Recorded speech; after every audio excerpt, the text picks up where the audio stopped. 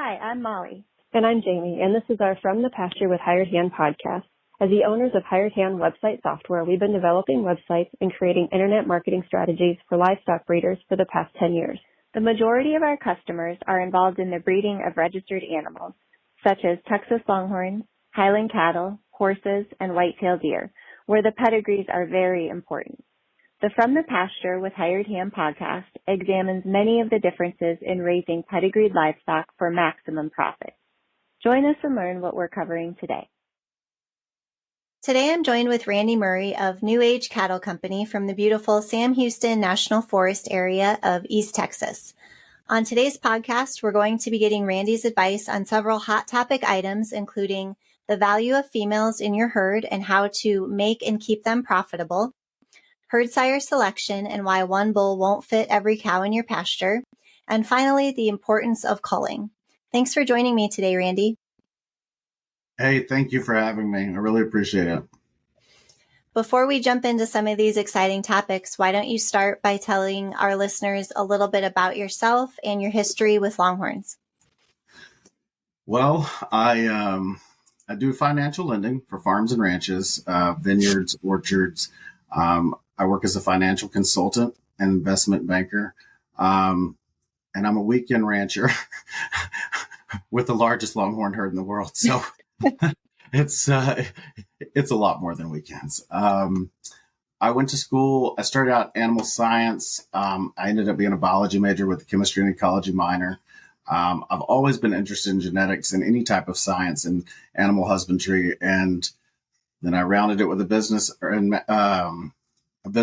master's in business. Sorry. And the Longhorns, I purchased my first Longhorn from John Stockton in 1992. I was 8 years old. I begged my grandfather for one.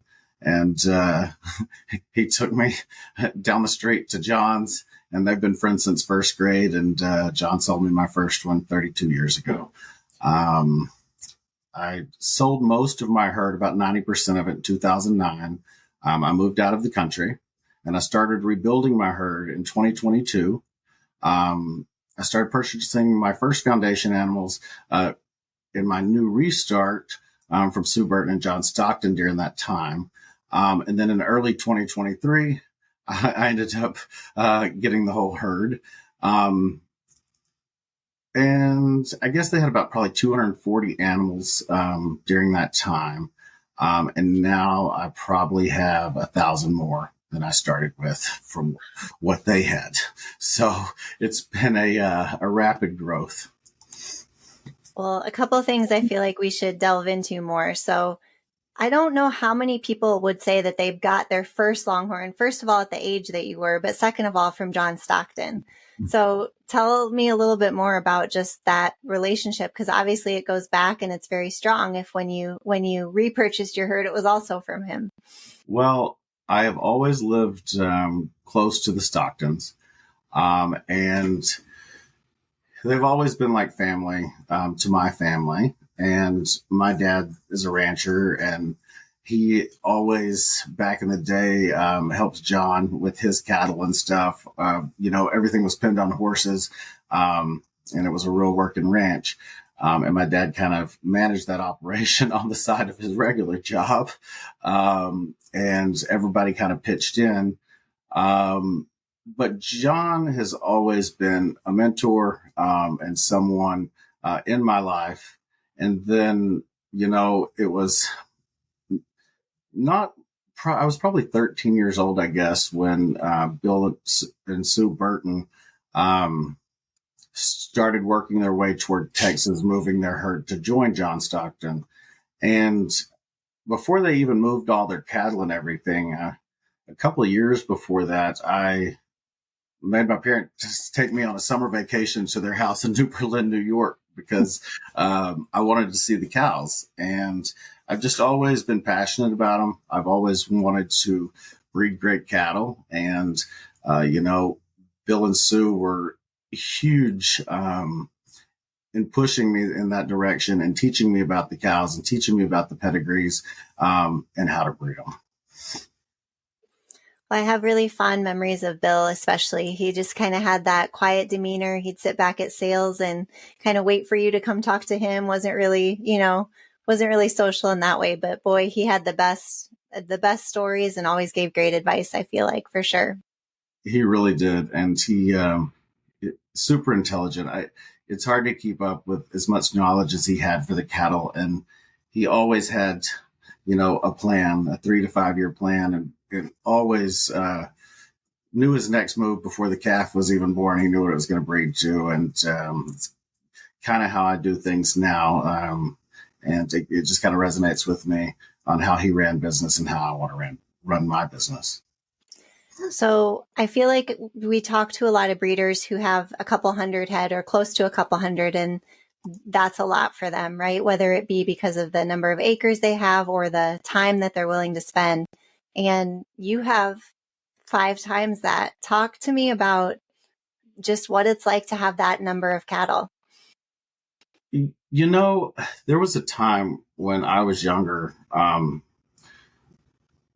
that John and them had got up over 1,000 head, close to 1,200 at one time, and it may have exceeded those numbers. But a lot of people count their herd for they count everything in the pasture: the calves, the yearlings, the cows. We count producing mama cows. We don't count the calves and the steers and the babies and the bull that doesn't breed anything in the pen. And it's always been such a big operation that I was so close to. I guess it's just normalcy. I guess it just feels like it always has. Now I can tell you there's a lot of stress as a kid. You just kind of route around and look at them, but now I run other businesses and I have a regular job. So,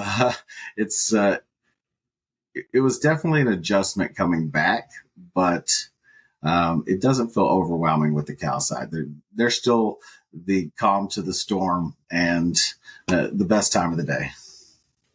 Well, and I feel like you also have a really good grasp on, like you mentioned how Bill would always be planning the next calf out, the next calf out. I feel like you have this great vision for your marketing and how you're going to either get to the number you want to be at or sustain the number you want to be at. So, one of those things, you recently had an online sale through us at Hired Hand Live where you offered 21 elite heifers for sale, out of some very prestigious bloodlines. And I know that was kind of one of your marketing visions a while back, was to do something like that. And in addition, your herd really has several amazing foundation females and bloodlines. So let's kind of hop into talk about the cows a little bit. So speak to me about the value of a female in your herd and in the breed and how you kind of weigh that. A female in my herd, her value is her calves. Obviously,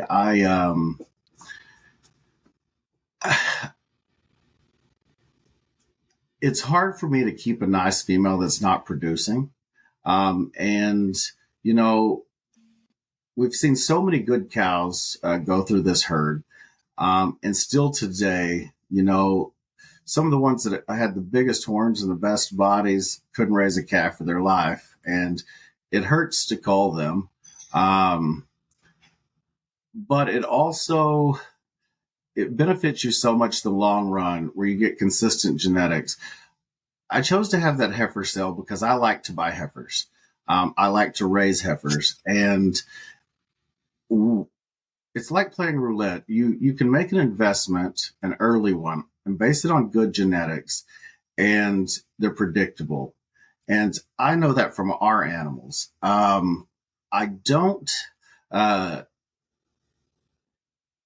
if everybody can say that in the industry, and that's something everybody should strive for.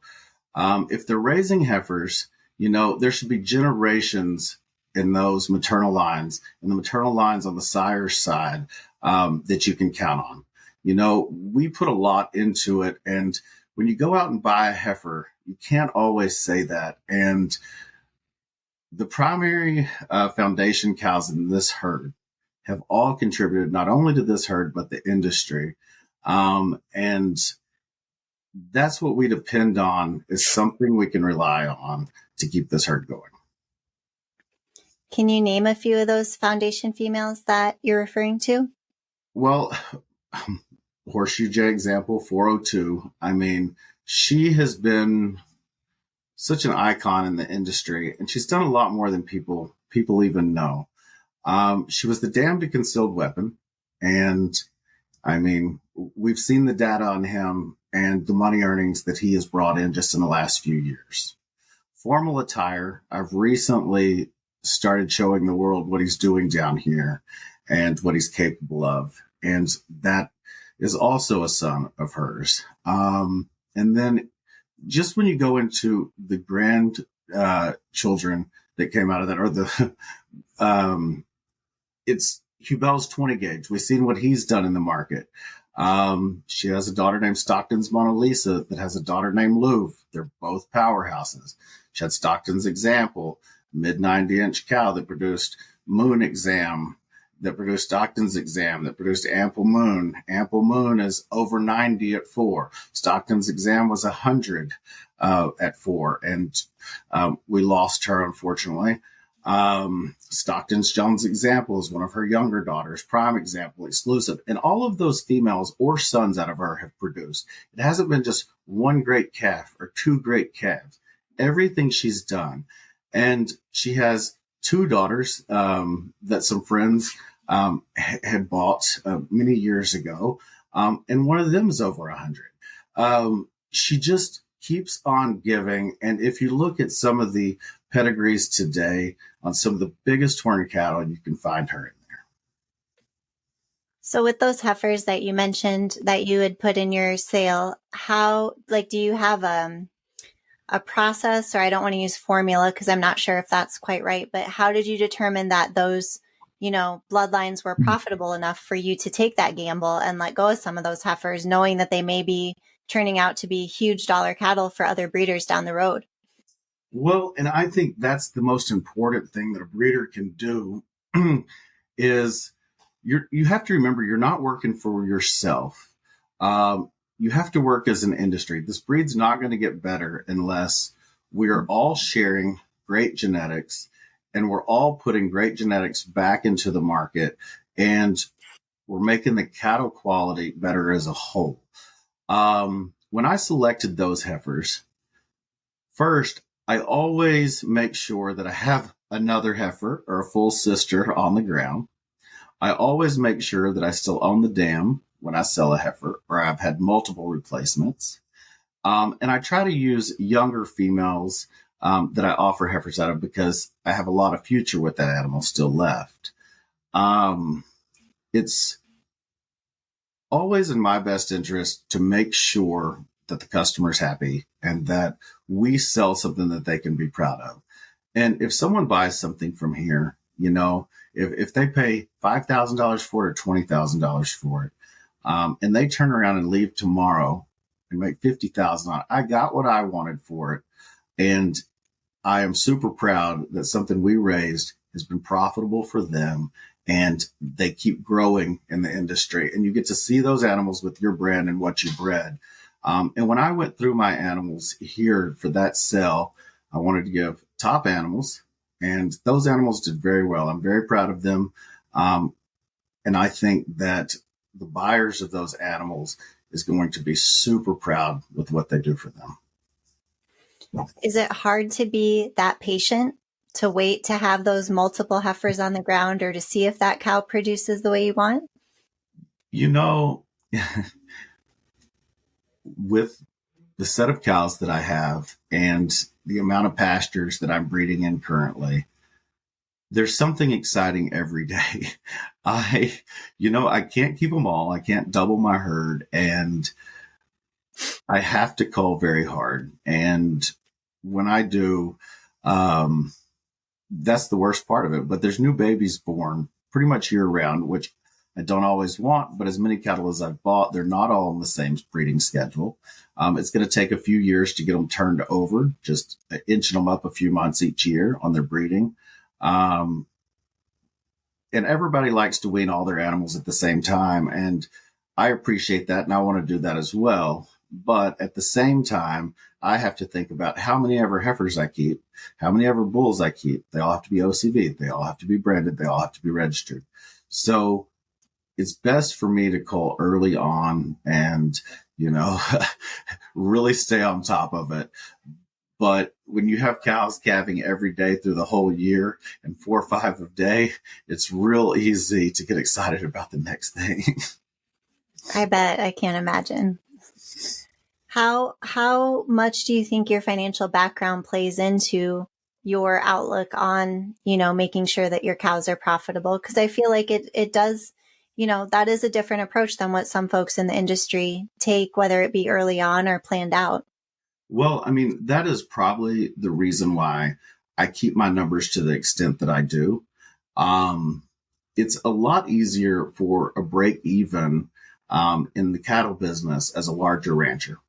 So you have to find that bottom dollar, what works for you, even at the worst conditions or the worst time of year or the lowest beef prices at that time, and make sure that the cows can always pay for themselves. And then when you sell those good ones throughout the year, that's the icing on the cake. But you have to make sure that it makes financial sense. I know people are in this for many different reasons. A lot of people are, they're collectors. They want yard art. They want something beautiful to decorate their ranch. I want the same thing. I love the cows. I love to see them, but it has to make money. It has to pay for itself. And the rest is just makes it that much better. I look at everything because of my background and what I do for a living. Cost is most important. Everything's in a spreadsheet. Every number's crunched down to the bottom dollar of what it cost me to raise them. So talk me through your process that you go through when you're considering purchasing an animal.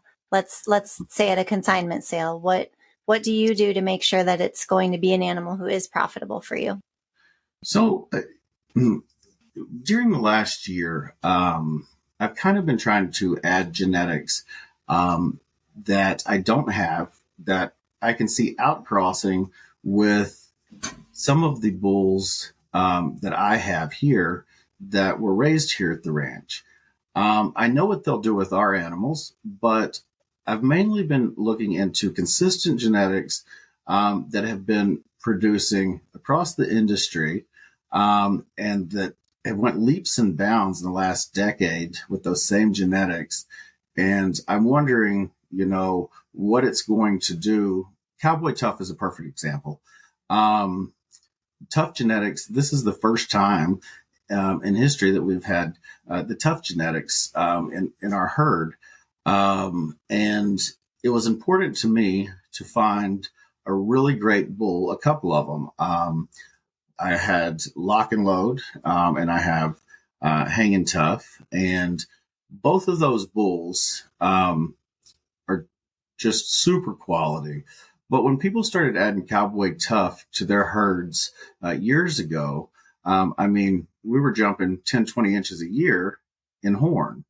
Well, this herd has been able to stay up with times, breeding internally and adding very few outside genetics and still producing and keeping up with that level of horn growth. And I'm wondering now, what is it going to do to these cattle? Is it going to give us that boost as well? And I can't wait to see in a few years what happens here. So on your website, you mentioned that you're striving to breed the perfect outcross cattle. Is that what you mean by that, what you just explained? And you're a few years out from that then? Correct. And it's one of those things, when I got back into the industry and I was really looking into the pedigrees, again, a lot of the pedigrees all go back to a lot of the same things in the valuable cows. You see a lot of repeat genetics, and it may be 3 or 4 generations back or a couple forward. But now the pedigrees are all starting to kind of look the same. And a lot of the cows are starting to look the same. They were starting to lose the movement in their horns. They were starting to get a little smaller. They're starting to get a lot more horn and wider horn. But there was a lot of bad things that came with that. And to me, it's important that I keep some of my pastures, what we call here at New Age clean, with our own genetics. We continue to raise our own bulls. We keep those animals separated. And we always can provide an outcross to the market that is currently breeding. And I always want to be able to have something unique and something that we can provide as an option for any genetics that are out there, and hopefully it will advance it. That makes sense. Who are a few cows that will never leave your ranch? Well, I'm going to put you on the spot here. It's always been kind of a joke when people come here, that if their ear tag or their name has capital in it, they're not leaving. And it's kind of the truth. Some of my favorite animals here at this ranch, their name starts with capital, or it's the second name in the naming convention. And that has been such a strong female line. Originally with Sue and Bill Burton, when they were up in New Berlin, New York, it started with Capital Gaines. And then they had a daughter named Capital Chill. And then Capital Chill was cloned. And they've just made huge contributions. And they're some of the biggest lateral twisty horned females. And they just produce over and over. And they'll always be here. So who do you believe embodies the most iconic Longhorn cow in our history? Oh, without a doubt in my mind, I think 402, and I'm not just saying her because she's here. The cow, she has done it herself. And I think the numbers alone within the last few years from direct genetics from that female, it kind of proves a point. I mean, she just keeps giving and giving and giving. And I think there's a lot more that we're going to see from her daughters in the next few years. So if you were not available and you had to recommend 3 breeders that someone could call to learn more about profitable females and talk profitability, who would you refer them to? If they're talking profitability and females, I mean, there's 3 people that stand out in my mind. Jimmy Jones is where 402 came from. He bred her. And that goes back to what I was saying. And what she has produced and the money earners under her, it makes a very profitable cow. Jimmy Jones raises quality animals.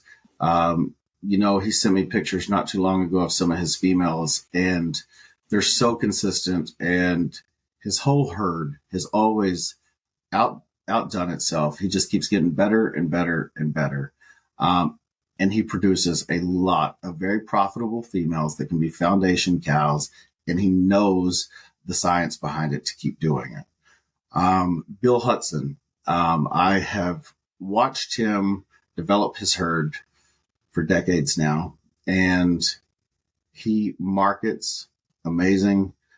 He always promoted his cattle great, and he always breeds a great female. And you can watch the market. You've seen Head Over Heels and what she did and what she sold for.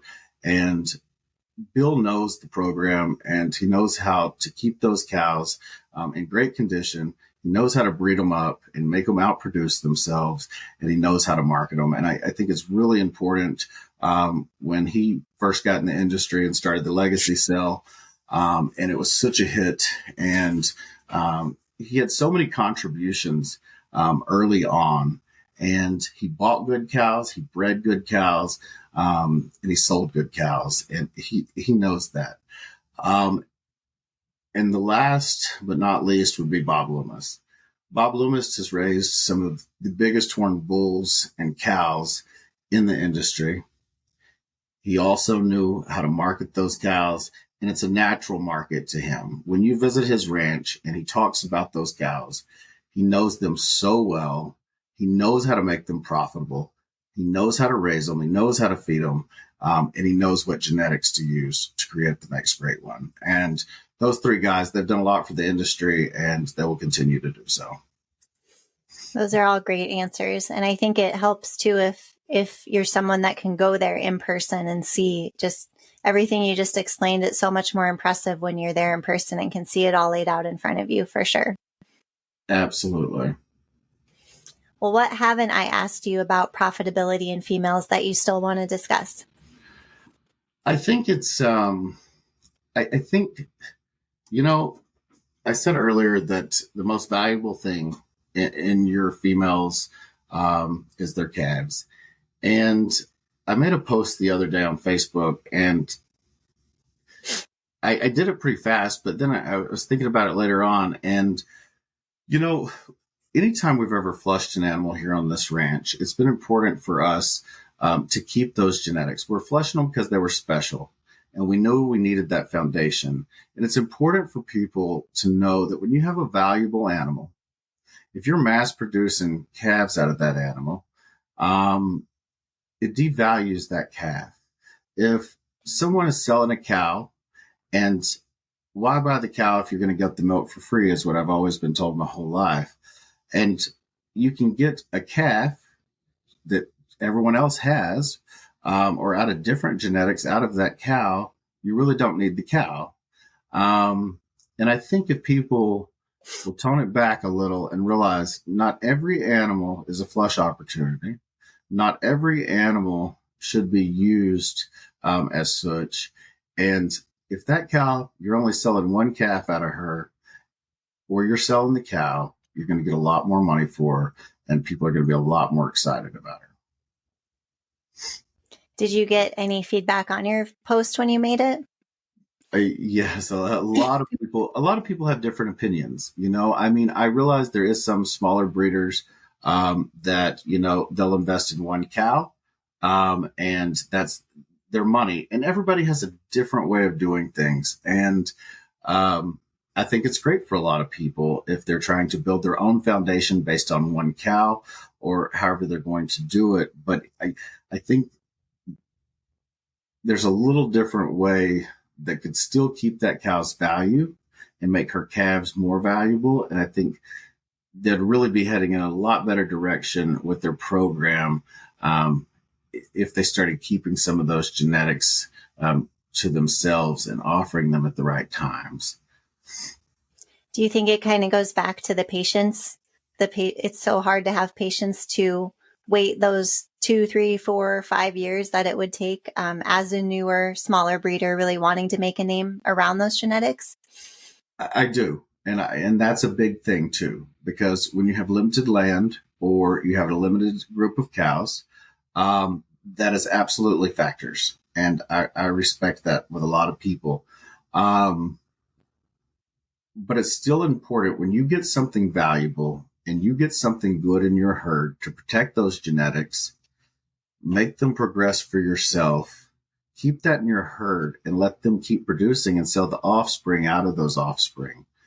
And not every female that you've paid a lot for is giving valuable calves in embryo work. And people get impatient with it, and they get impatient with not getting the results that they wanted from it. They invest a lot of money. And by the time you look back at it and you paid $100,000 for the animal, you flushed her 2 times with no results, you waited on calves, you've now spent $100,000. So the cows double. And how are you ever going to make a profit from that? And I think people are better off investing in good heifers that are already out there on the ground, building up on their genetics, and then selling them at the right times when you've developed them and bred them up and got them bred to a good bull. And I think that's a better scenario if I was in that same situation. So I honestly don't know if there's an answer to this question, but can you think of an example of a time that a breeder has done that and it's worked and it's been highly successful? I can think of many times that animals have been purchased off this ranch as young females. And they have really, really outdone themselves. And I know $5,000 animals that have brought 100,000 off this ranch. I know $1,400 animals that have brought 80,000 off of this ranch. I can look back at every cash cow in 2023 that went over six figures, and I can tell the maternal traits and where they started from.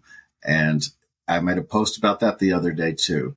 Every one of those females were here on this ranch at some point that was in their maternal lines. And I know what these cows can do, and I know the history behind these cows in the rest of the industries as well. And it's very, very easy to be profitable, making the right decisions, investing in genetics that are predictable, and building your herd from. Well, I feel like that's a good place to end that section of the conversation. Do you? Absolutely. All right, let's jump into bulls then. So let's talk about herd sire selection. So you're a big believer that one bull will not fit every cow in your pasture. Again, not sure if that's a popular or unpopular opinion, but let's hear more about it. You know, I've seen people be very successful breeding one bull on a group of animals and get a whole pasture full of knockout heifers every year. And there's a few that do it here. But I think that those breeders that are successful doing that have selected such good cows that they're going to produce for them no matter what. And usually, when you're a larger breeder like myself, not every animal that I have is going to be $100,000 cow. And some of them may have two flaws instead of one, or you can find three things you don't like about them. And it's important that I match the bulls to correct those three or four things that I don't like for each of those cows to try to make them breed up.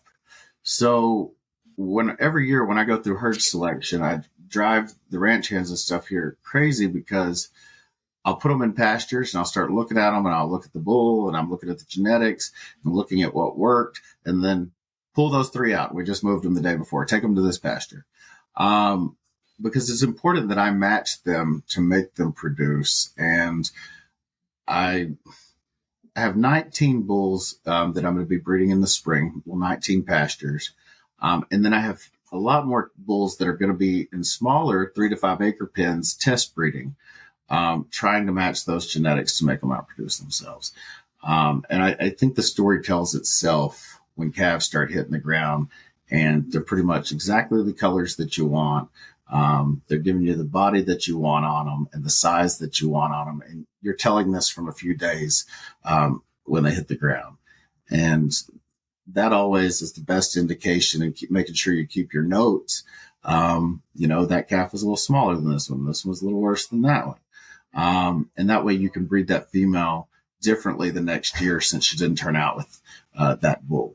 And that's how I do things here. And it makes a lot of sense to me. And then when I wean those calves and you see them all get put together and you know what bulls they come from because I do them by tag color, you can really see what bulls are producing the best on your genetics. Do you think that it takes someone a while to kind of get that eye, that they're able to look at like you said, look at the calves, see what they're lacking or what those few flaws are, look at the bulls, see what they offer? Because I feel like for someone like you who's been in it since they were a kid, that's almost a learned it comes more natural to you now than it probably would have if you had started later in life at trying to learn those traits. What do you think, and how can that affect some of those newer, smaller breeders' plans when it comes to that? I think you're spot on. And that's something that I probably overlook a lot of times is what's natural to me and what I was taught without even knowing I was being taught. Just when we're in the pens culling cattle or, hauling a load to the sale barn or whatever it may be and going through the sorting process, you kind of forget that you learn those things growing up and you kind of just expect people to know those things. And they don't. And every once in a while, I remind myself of that when someone asks a question. But I love to talk about the cows, and I love to teach people. And when people come here, it's always a lot of fun when people ask the right questions, especially new breeders and buyers. You can tell that they're truly wanting to do well, and they're wanting to be successful in it, and they love the animals, and it makes it a lot of fun to teach those things. So what would you say are the top 3 right questions to ask? I don't think there's a wrong question to ask when you're buying Longhorns. But I think exposure is the biggest thing. And if I had to go back and start all over, and I was a new breeder that was never around them, and I didn't know anyone in the industry to talk to, the best advice that I could give there would be to go to as many ranches as you can, find the ones that have been successful at it, listen to different opinions, and then make your own path. And everybody's perfect cow is not the same. Everybody has different taste. It's finding your own in the industry, asking the questions from someone else as to how they've been successful, how they manage the finances on it to be profitable, and what they've done to keep making their cows outproduce themselves, and getting that opinion from a bunch of different breeders and seeing how it actually turned out in reality. I think that tells the story. So putting you on the spot again, you talked about, again, going back to correcting flaws with the bull that you're using. If you were to give us a quick course, even though we're on video, we're not out in a pasture, so we can't, analyze any cows. What are just a few of the things that you look for that you think a bull can correct? For example, and I'll use some of my own animals. Old son, he's a young bull. He's over 90. He has a massive body. He has these beautiful brindle spots, but I know he's 90% white. So I know, because I've seen his first calves before I partnered on him, and they were white.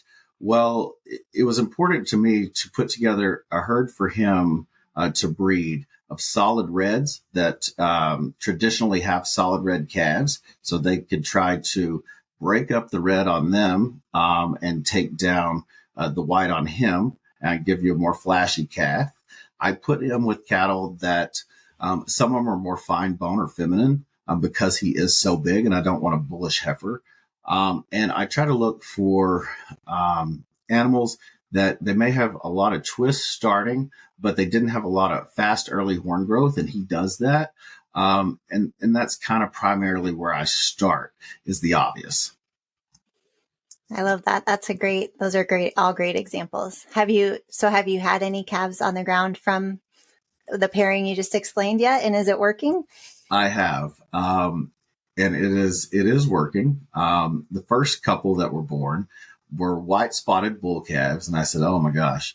Well, then now a few heifers have been born, and they're the flashiest calves in the pasture.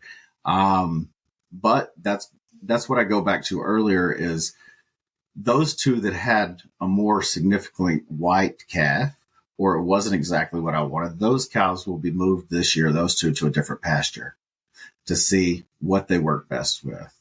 They can't stay in the same spot and you keep doing the same thing, hoping for different results. It just doesn't work. So I know we're going to talk about culling later, but that's almost what you explained is almost the step before culling, right? You're at least going to move them to a different pasture, try a different combination, see if you can find what clicks before you discount them and remove them from your herd.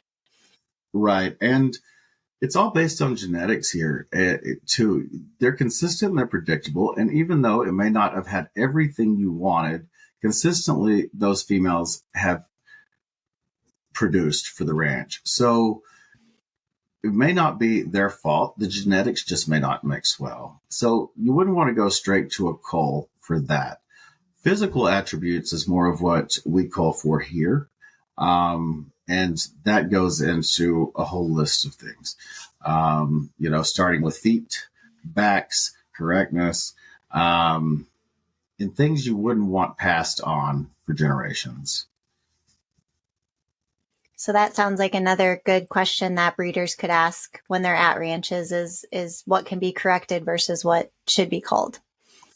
Absolutely. Absolutely. And, if you have a good cow and, she may be a little small, well, she's a great cow. She's a little small. She produces you the most beautiful heifer in the pasture every year. She just needs a bigger bull, to get you that calf that's just right. And those are just little tweaks to keep your animal, not have to sell it and call it out just because it's not their fault usually that you want something a little different or you want them to produce a little better. It's just the genetics aren't working in what you're using. So I feel like I already know the answer to this just based on our conversation so far, but do you already have out your next 3 to 5 years worth of pairings all planned out and breedings planned out? I do. I probably plan further than that. I rush life away with these animals. I get so excited about them, and I can't wait to cross certain genetics. And I I have a lot of exciting animals that I'm breeding right now, and I can't wait to see what they produce and what they mix with a little later on. Who do you feel is the hottest bull in the industry right now? There's so many good bulls in the industry, and they're all a tool. And that goes to, I don't think one is the be all for everything. But I mean, hanging tough sure did break records selling semen this year. Having been involved in the breed since you were very young, since you were a teenager, I'm just curious, who is your favorite all-time bull in the breed? Well,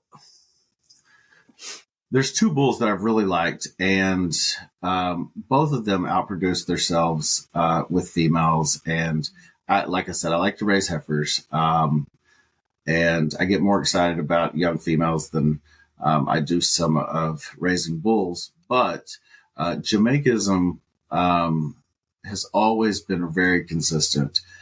He's been a powerhouse. He did a lot of good for me years ago when they first started selling semen on him. And that bull, you can track him in many, many greats today. And he passes on some significant traits in color and conformation and horn. And I've always appreciated that bull. And I appreciate Top Caliber too. I mean, he's done a lot as well, but Jamaicanism's probably my favorite. Love what you're hearing? Be sure to check out our Pickup Truck Confessions. It's a video series where we hop in the truck or rental car and interview a variety of breeders about what drives their passion for their livestock, how they got started in the breed of their choice, marketing tips, and more. And now, back to the podcast. So if we look at your website on your bulls page, there's 21 different bulls listed right now. Do you want to pick a few of those and kind of summarize why they have a home on your ranch and why they continue to be used, or maybe they're being newly used as well? Right. And it's people ask me all the time about my website, and they'll say, I don't see this cow, or I don't see this cow, or we'll be in the pasture. And they're like, what's that one? I'm looking at your website. I add animals to my website usually when someone has purchased a calf and they wanted that pedigree added. Someone is, because we all know all my animals aren't there. Or when someone wants to see a certain animal and then I go in and add it. And that's kind of how I've been growing it by doing so. The bulls that are on there now is primarily what people have purchased calves out of, or they have showed some kind of interest in, or they've been a real foundation here. And formal attire, I mean, it was important for me to get him on there so I can start sharing his offspring and adding them as I have time so people can see what he's doing. Hanging tough, I think it's important for him to be on there. everybody wants a 100-inch bull, and even if it's just for that, I love seeing that guy out there every day. And he is the biggest pet, has the best disposition, and he's a joy to have. And I can't wait to start looking under progeny for the people that bought the 700 straws of semen this year and start seeing 700 more calves of his and seeing what they're doing, because the ones in the futurity and the measurement competitions this year, they really blew it out of the water. And he's so exciting, especially as much heifer sex semen as that was. He needs more daughters out there, and people are using them on good cows. He might be giving Rio Grande a run for his money and number of offspring on our websites. I hope so. I hope everybody uses every straw they got. Well, before we switch gears and talk about culling and calves, is there anything else related to bulls and bull selection that you want to share?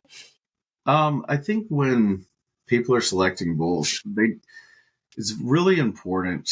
And this goes back again to, you don't have a lot of cows and you want to make them profitable, or you want to make them valuable. So you think every animal that's born, you have to register and you have to sell as a future herd sire to someone to make a profit.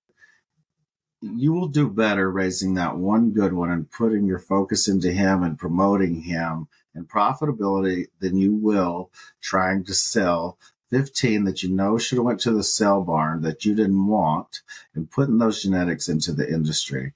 You're crippling the rest of the industry, and it's not doing any favors for yourself either.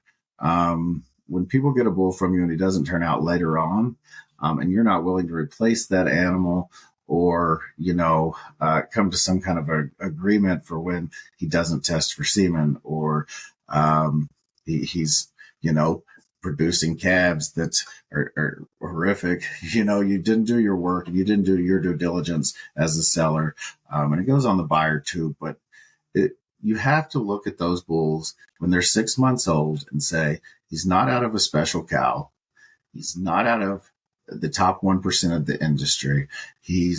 Doesn't have the right color. He doesn't have the greatest feet, doesn't have the greatest legs. He's not bigger than the average size. And you have to say, let that animal go, and get rid of him there, and not push him out on someone else. All right, let's switch gears to calves and culling here, our last topic for today. Now, this I feel like is going to be a little bit skewed by your herd size, but how many calves do you cull a year, and why? Every year is different, and historically it's been different for the ranch, because as you get an exciting bull, you tend to keep more of its calves right off the bat. And then you get saturated with those animals. Well, they kind of start aging out at the same time too. So some years, you have 100 females that are aging out that you need to replace. Some years you have more in cells than other years. And you want to keep your numbers consistent. And I'm not trying to grow anymore. And that plays a huge factor as well. So I think around 80% is a good number to say that we cull. And I mean, going back to the bull thing and culling and combining this together is, I might keep 10 calves out of all the cows that I have to watch for that year. And when it gets down to it, by the time, because I call it 6 months, 12 months, 18 months, and 24 months. And by the time it gets to 18 months, I may have 3 of them left. And I think that's pretty hard culling. The heifers, they get kind of a pass. 6 months, if they're just not flashy, or I have a lot of the genetics, or I don't think they're going to be better than their dam, they go. And they're on the trailer and they're hauled to the sale barn. I don't want to saturate the market with those genetics. If they weren't good enough for me to keep, they're not good enough for me to sell to someone else. And by the time they're 18 months and they're tested to see if they're bred, I don't care how good they are. If they haven't bred and they've been with a bull for 120 days, then they're the next to go. A perfect example, when I went to visit Bob Loomis, he had some beautiful animals standing in a pasture. I said, "Oh, that's a nice one." He said, "Oh, those are all culls. They're fixing to be hauled off." And they started pointing out little things he didn't like about them. And I just laughed because that's exactly how we do it here. And it's a lot better for our industry and a lot better for your program if you're pretty hard on them. And it still ties to the profitability of your program when you're making those calls at all those different monthly marks and continuing to haul a few more each time, it seems. Absolutely. And has there been mistakes? I mean, have you sold a roping steer or a heifer as a roping calf, and then the buyers call you and they're like, "You have to see this thing," you know? And I mean, it's going to happen, but you have to go with your gut and you have to trust the genetics and the predictability of them. You can't raise everything up until it's a 5-year-old to see what it's going to do, you know? What would your advice be for newer breeders, smaller breeders who don't know where to start? You know, culling is a new task for them. Trying to think of the right word.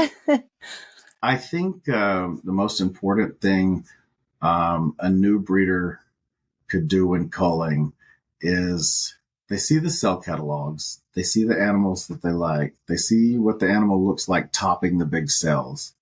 And they have to ask themselves, would they be comfortable putting that animal in an elite cell? Do they think that animal would win a futurity that they've recently attended?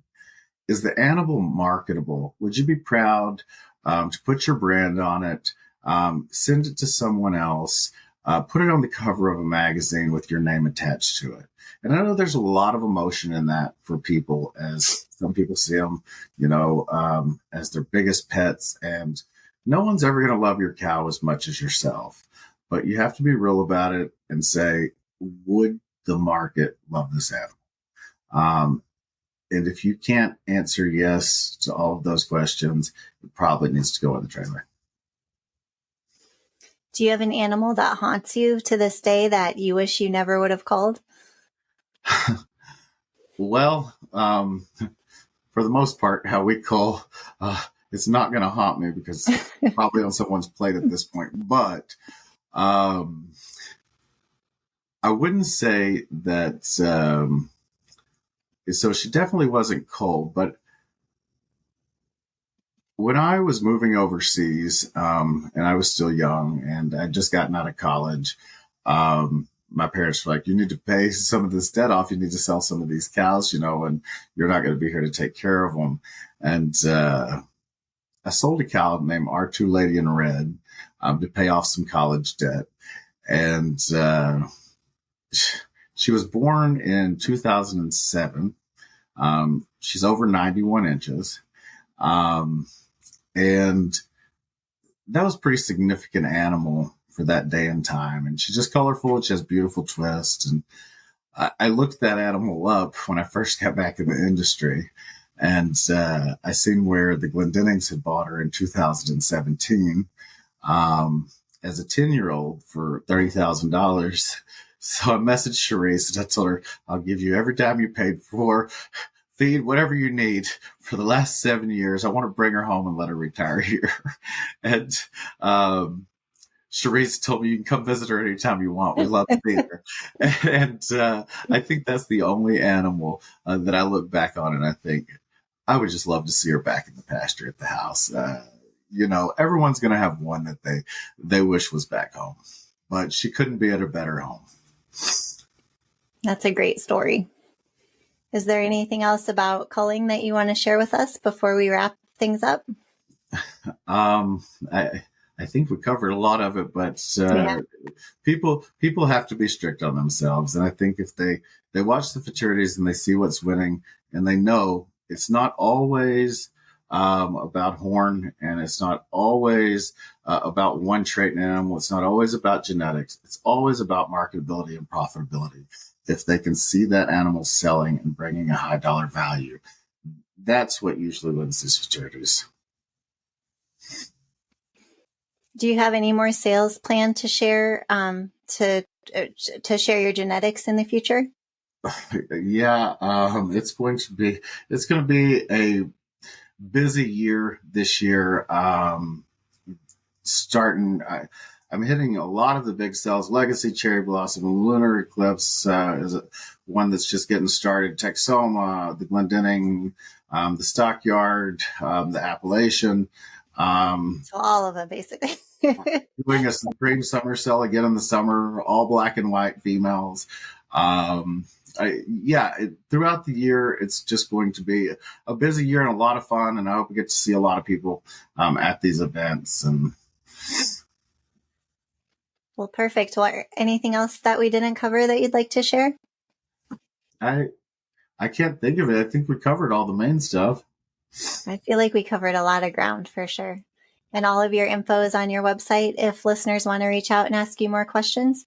Absolutely. I'm always open for calls, and people call me every day. New breeders, old friends, people I've never met, and I always make time for them. And I'm willing to give someone as much time as they're willing to give me. I think it's important, and I may not know the answers, but I might can point them in the right direction. And I love for people to visit. We got a lot of cows to look at, and it's fun showing some of these animals around here. And we can't wait till the spring is back and we got some good weather so we can have visitors out again. Well, thank you so much for taking the time to join me today. I really appreciate it, Randy. Thank you so much for having me.